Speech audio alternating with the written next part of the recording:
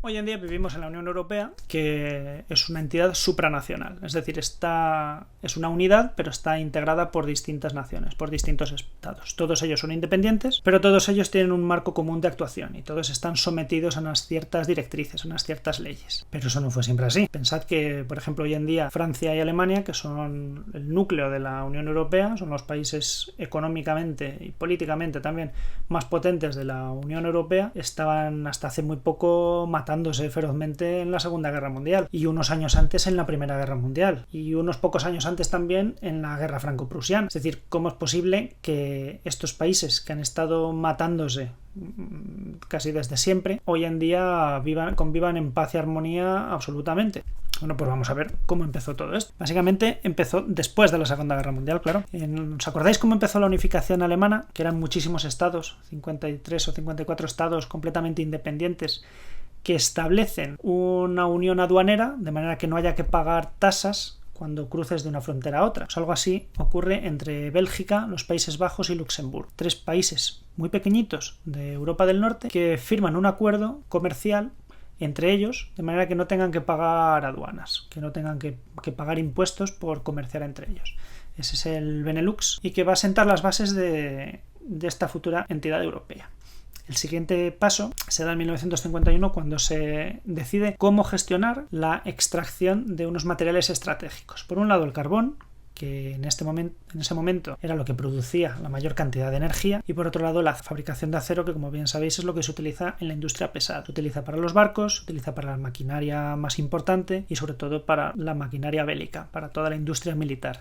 Es decir, quien más se desarrolla en este ámbito es el más poderoso militar. ¿Qué ocurre? Que si un país se desarrolla mucho en este ámbito puede suponer una amenaza contra el resto. De manera que, con la idea también de evitar una futura guerra en Europa, se decide explotar estos recursos, este carbón y este acero, de una manera, en cierto modo, conjunta. Y ese va a ser el primer germen de la integración europea. Esta primera comunidad económica del carbón y el acero la van a firmar Francia, los 3 países del Benelux, Bélgica, los Países Bajos y Luxemburgo, Italia y la Alemania del Oeste. Acordaos que Alemania está dividida en 2 partes, la Alemania del Este, soviética, y la Alemania del Oeste, la capitalista. De manera que, como os he dicho, en 1951 se firma esta comunidad económica del carbón y del acero. Y el siguiente paso va a ser ir un poco más allá. No solamente que haya esta explotación económica común, sino intentar avanzar hacia una integración más de tipo político. Y de esta manera se firman los Tratados de Roma. En 1957 se crea la Comunidad Económica Europea. Es decir, hay una comunidad, hay una asociación, no solo para explotar el carbón y el acero, sino para que haya una libre circulación de bienes y de servicios. Es decir, que podamos comerciar libremente entre estos países. Estos países firmantes, que son los mismos que firmaron la CECA, la Comunidad Económica del Carbón y del Acero, sí que manifiestan en estos tratados su intención de ir un poco más allá, de no limitarse solo a la parte económica, sino de avanzar hacia una integración política. Y eso dará un paso más, seguirá trabajando. La Comunidad Económica Europea irá aumentando su tamaño, integrándose en miembros, hasta que el Tratado de Maastricht de 1992 ya establece las bases de la Unión Europea, es decir, establece una unión política. Y esta unión política sigue aumentando en sus socios miembros. Cada vez se integra por más países y una vez que la Unión Soviética se disuelve, los países de Europa del Este que habían permanecido bajo la órbita soviética se adhieren a la Unión Europea. Todo esto lleva a una ampliación de la Unión Europea hasta 28 estados y la última novedad, como bien sabéis, con el Brexit es cuando el Reino Unido abandona la Unión Europea. Y bien, ¿cuál es el programa económico que tiene esta Unión Europea? Pues básicamente se basa fundamentalmente en una libre circulación de bienes, de servicios, de personas y de capitales. Es decir, que no tengamos ningún problema en trasladarnos a cualquiera de estos estados miembros, ni nosotros, ni nuestro dinero, ni nuestros productos, ni los servicios que nosotros queramos ofrecer. Que no tengamos ninguna traba a ese respecto. Para ello también es fundamental tener una unión monetaria, es decir, un sistema monetario común, porque no es práctico tener que estar comprando y vendiendo moneda para atravesar cada vez que atravesemos uno de estos Estados miembros. Antes del año 2002, en España utilizábamos una moneda, la peseta, en Francia utilizaban el franco, en Alemania el marco, en Italia la lira, en Portugal el escudo, es decir, cada país tenía su propia moneda y para comerciar o para hacer cualquier actividad económica dentro tenías que intercambiar, es decir, tenías que comprar esa moneda. Para ello, para los intercambios comerciales entre países se creó el ECU, que fue la primera moneda europea, que no llegábamos a utilizar los ciudadanos de a pie, y que después dio el paso siguiente al euro, que es lo que sí ya utilizamos todos los ciudadanos de la Unión Europea.